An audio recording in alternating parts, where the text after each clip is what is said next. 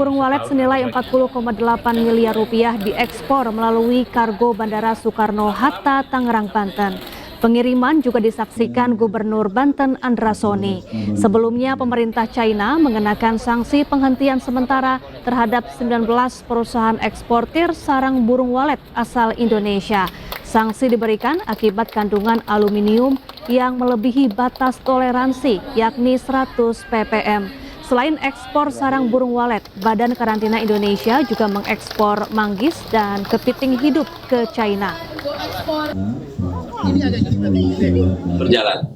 Jadi ada 57 perusahaan yang disuspend hanya 19. Kemarin GSSI Cina, karantinanya Cina sudah di sini melakukan audit dan kita sudah melakukan pembicaraan dengan mereka yang memang nakal terpaksa kita suspend dari Indonesia juga. Pemirsa, PT UN Jakarta menerima gugatan surat keterangan setara ijazah SMK Wakil Presiden Gibran Rakabuming Raka yang diterbitkan Kemendikdasmen. Untuk mencari ijazah SMK Gibran, mantan Wakil Menteri Hukum dan HAM Denny Indrayana bahkan menggelar sayembara berhadiah lebih dari 1 miliar rupiah. Dan pemirsa, informasi ini sekaligus menutup Pemimpin Rakyat hari ini.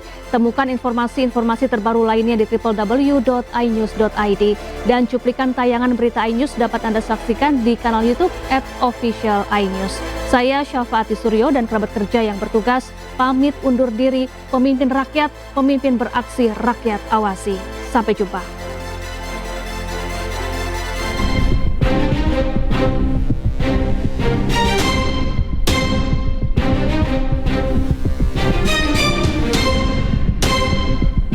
PT UN Jakarta menerima gugatan surat keterangan penyetaraan ijazah yang diterbitkan Kementerian Pendidikan Dasar dan Menengah terkait ijazah SMK Wakil Presiden Gibran Rakabuming Raka.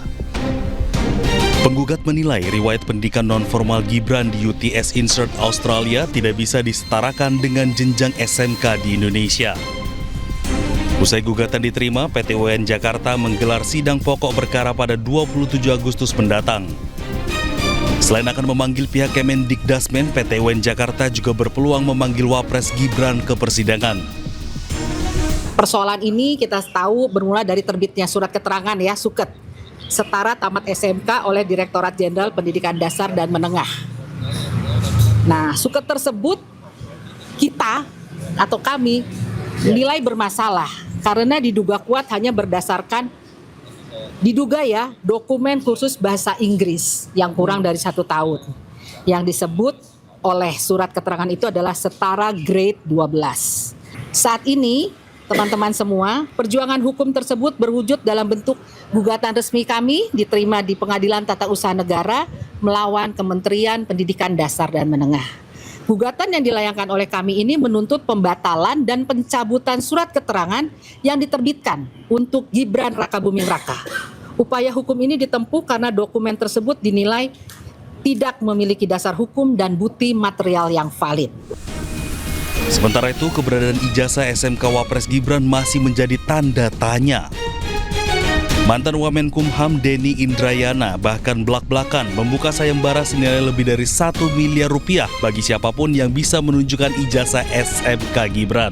Pemirsa, Kementerian Haji dan Umroh usulkan biaya penyelenggaraan ibadah haji atau BPIH tahun 2027 naik 10 hingga 15% menjadi 107 juta rupiah. Namun biaya yang dibayar setiap jemaah justru turun dari tahun sebelumnya menjadi 42 juta rupiah. Rencana diusulkan oleh Menteri Haji Muhammad Irfan Yusuf dalam rapat kerja dengan Komisi 8 DPR pada Rabu kemarin. Meski BPIH naik, namun ongkos haji yang dibayar oleh jemaah turun dari sebelumnya 54 juta rupiah pada tahun 2026 menjadi 42 juta rupiah tahun 2027 atau 40% dari keseluruhan BPIH. Biaya tersebut akan digunakan untuk biaya penerbangan hingga akomodasi di Tanah Suci. Sedangkan 60% sisanya atau sekitar 64 juta rupiah akan ditanggung oleh nilai manfaat dana haji untuk pelayanan konsumsi hingga biaya hidup.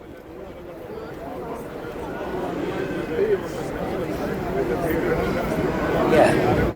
Untuk tahun 1448 Hijriah atau 2027 Masehi, pemerintah mengusulkan rata-rata BPIA per jemaah sebesar 107.340.172,02 rupiah.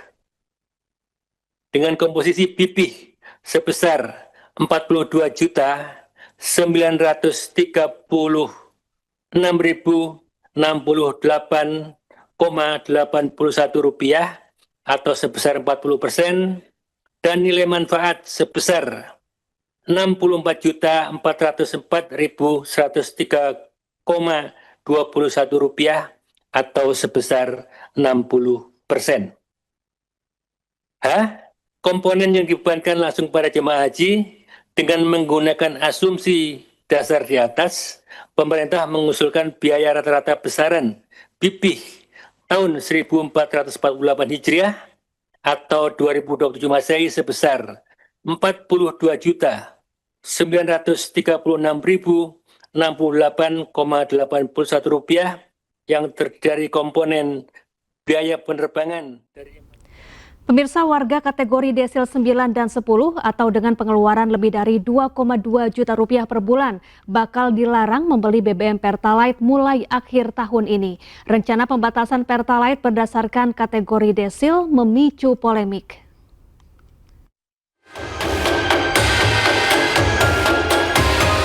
Banyak orang kaya masih beli BBM subsidi. Pemerintah bakal mengatur ulang penjualan Pertalite. Rencananya warga sangat kaya dan super kaya yang berada di kategori desil 9 dan 10 bakal dilarang beli BBM Pertalite mulai akhir tahun ini. Menteri SDM Bahlil Lahadalia menyatakan rencana itu masih dimatangkan. Namun Bahlil menekankan BBM subsidi seharusnya tidak dikonsumsi masyarakat mampu. Masa kita mau pakai subsidi? Yang sudah yang kaya-kaya yang sudah mampu itu jangan ngambil hak rakyat lah, kira-kira begitu. Subsidi itu ya untuk saudara-saudara kita yang berat menerimanya. Rencana pembatasan Pertalite berdasarkan desil memicu polemik. Terlebih beredar narasi warga desil 9 dan 10 adalah mereka yang memiliki pengeluaran lebih dari 2,2 juta per bulan per orang. Masyarakat menilai kategori tersebut tidak mencerminkan kondisi ekonomi sebenarnya. Menteri Sosial Syaifullah Yusuf pun angkat bicara. Menurut Mensos, pengelompokan desil bukan atas variabel gaji dan pengeluaran saja, tapi variabelnya banyak mulai dari tingkat pendidikan, jumlah anggota keluarga, pekerjaan, kondisi hunian, kepemilikan aset hingga pengeluaran bulanan. BPS ya akan mengukur dan kemudian menentukan keberadaan setiap keluarga atau setiap individu dalam desil-desil itu, mulai dari desil 1 sampai desil 10.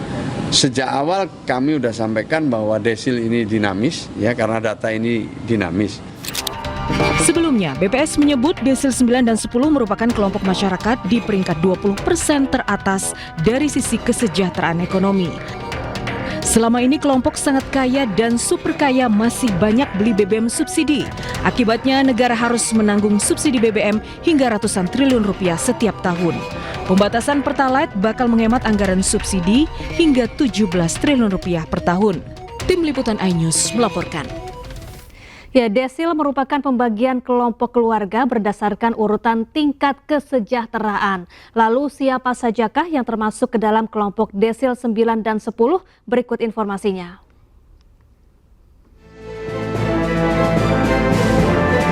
Desil 9 menggambarkan posisi kesejahteraan kelompok keluarga kelas menengah atas.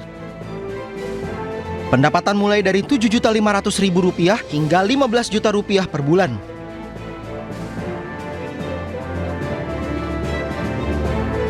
Sementara untuk desil 10 menggambarkan posisi kesejahteraan kelompok keluarga atas dengan pendapatan lebih dari Rp15 juta per bulan.